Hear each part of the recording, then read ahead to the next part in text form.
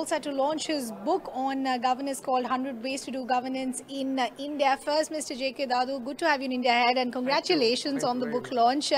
Let's get straight to it. Why did you choose governance as a topic? You're an IAS yourself, and why governance? Why was this so important? You see, I have worked in the IAS for the last 35 years. All these 35 years, one has been intensively involved in governance. So, on my superannuation, I thought the best thing to do would be to create an output of the essence of what I have done over 35 years, which is why this book came. Okay, so what have your findings been? What are the ways of doing the best governance, and what are the ways of not doing the best governance in India? You see, the point is that when you are in the system, there are a large number of constraints which you can't overcome. But when you're outside the system, then you're able to think dispassionately, and several ideas come to you about what you can do. It's not that you don't do that when you're inside the system, but outside the system, you're able to do you're able to ideate better than you do inside the system. So if you look at this book, it covers all sectors of the economy, not only where I have worked, but wherever something has triggered my mind to be able to say something. And therefore, this book is a labor of love of 35 years, covering almost all sectors of the economy.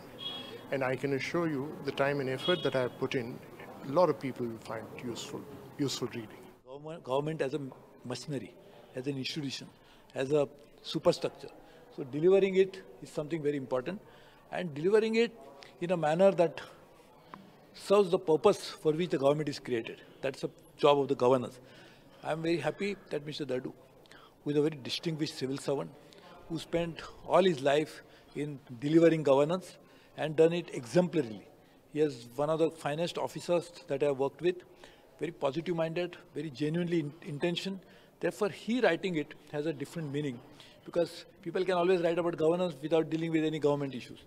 So having worked in the government, having spent so much of time, all his life, all his working life in the government, means that his ability to articulate issues, I hope all of us will be able to implement it.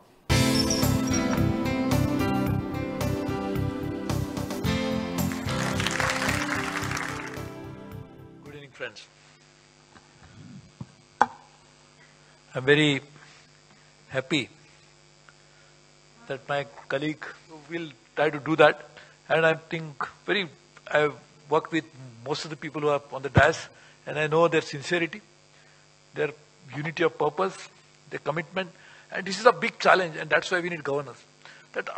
Normally people feel that people in the government are not so good people, but I have worked with many of them in parliament, in the government.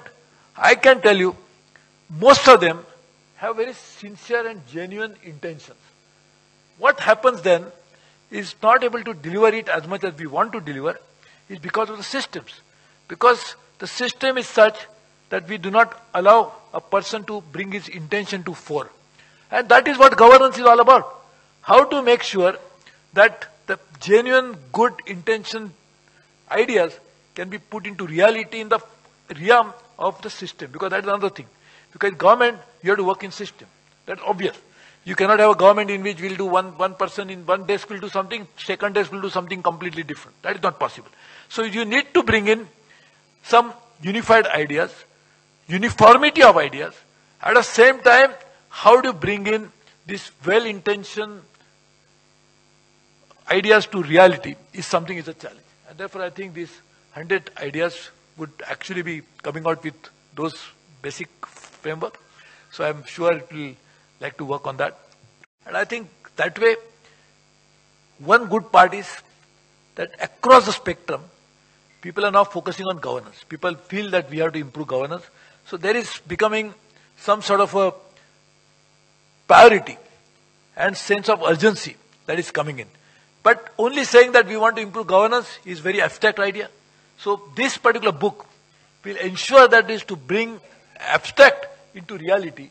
What is that it means by that is something this book will able to tell us. So now let me just dwell a little on the book, because some people want to know why I wrote this book and what does it contain. Basically, it is an essence of my 35 years of service in the government. It covers all sectors of the economy, and it reflects my experience of working in 5 different union territories and 2 very long stints in the Government of India in the Ministry of Defense and Commerce. The predominance of the issues that you'll see in the book are from my last 7 years in Commerce and Textiles. And since Commerce had links with all ministries, because each ministry has either an import and an export angle, you'll find the range of subjects is very expansive.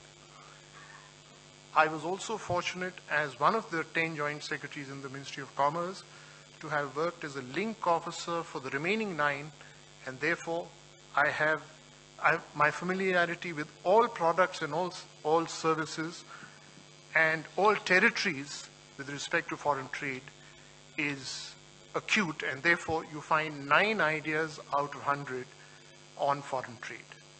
I was also AS&FA, Commerce and Textiles, and a few other ministries over a period of 3 years, and therefore you find 12 ideas on finance and 11 on infrastructure. I'm passionate about disruptive technologies, and therefore you'll see some very 9 bright ideas on new scientific discoveries. Then moving on to commerce, commerce deals with retail. There are 5 ideas on retail, 5 ideas on ease of doing business, a similar number on agriculture and India's global role. We move on to almost every sector then. There are ideas on education and health, telecom and energy, railways, civil aviation, tourism. There are ideas on rural development, environment, women, sports, food, housing, media and entertainment, and also on litigation. So the book therefore covers almost every sector of the economy. The USP of the book is that each idea takes only a page and a half. So you can go to the content, select the idea that you like and read. And this, I think, will enable people to read the book in a better fashion. How do I see these 100 ideas? I'll group them into 3 categories.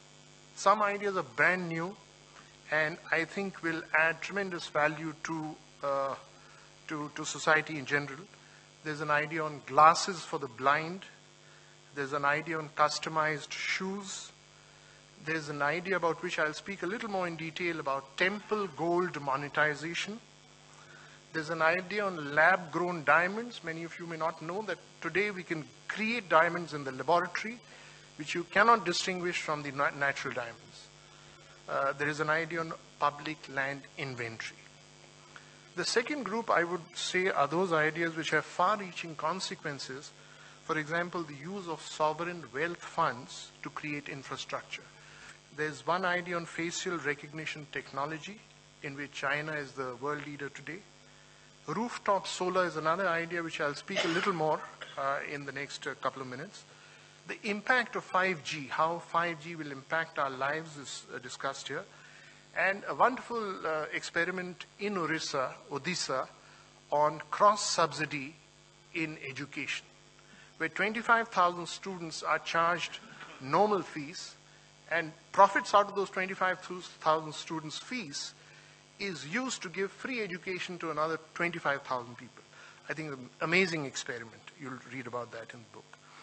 Then there are still some other ideas which, if adopted in the country, will have serious positive consequences.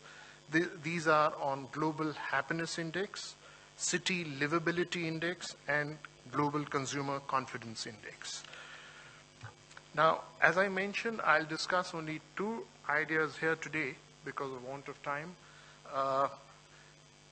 These 2 ideas I had occasion to speak before the Honorable Prime Minister also, when he had gathered all additional secretaries and joint secretaries about 15 months ago for brainstorming. The first idea is on temple gold monetization.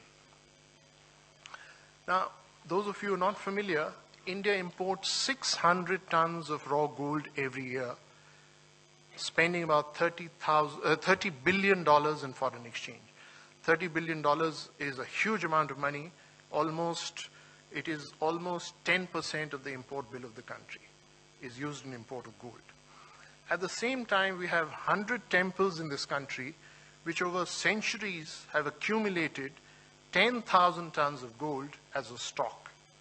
It's lying as a stock without any value attached to it in terms of its operationability. The annual donation of many of these 100 temples is about 100 crores, and 10% of that comes every year in terms of gold or silver. This gold is lying either in the temple vaults, like you have this famous Thiruvananthapuram Padmanabha temple, where 50,000 crores of wealth is lying there, or it is lying in bank vaults without any consequential economic benefit to the country. So what I am proposing is a 4-member high-powered committee chaired by a additional secretary or secretary Ministry of Finance, with members from SEBI, RBI and SBI, talking to each of these 100 temple trusts and convincing them to part with only 5 tons of gold every year. So if 100 temples part with 5 tons of gold every year, you'll have 500 tons of raw gold available within the country from the country's stock, which can then be converted into a flow. Imagine we would be saving nearly $25 to $30 billion every year if we can operationalize this. The only challenge would be that the income tax authorities cannot question the source of this gold. Because if it is a temple, we have to take it for granted that this gold is a donation. And if it is treated as a donation, then the challenge of valuing it from any other source for any other tax purposes will go. The second idea, which I again mentioned before the Honorable Prime Minister, and he asked me how operational can it be made, is about rooftop solar. Now, in India today, we have made rooftop solar worth about 850 megawatts only. That means 99.9% of all buildings in this country are still unutilized. The total target for solar production in this country, official target, is 40 gigawatts.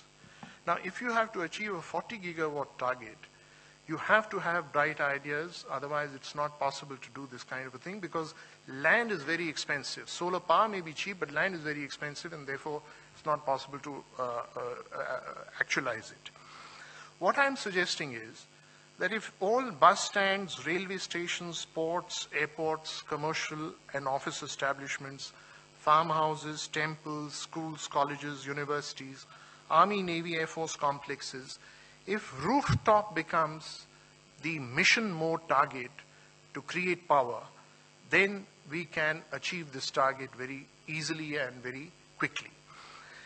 Why do I say this? An official study has been done for the town of Varanasi, where 676 megawatts of rooftop solar has been estimated as a potential which is viable.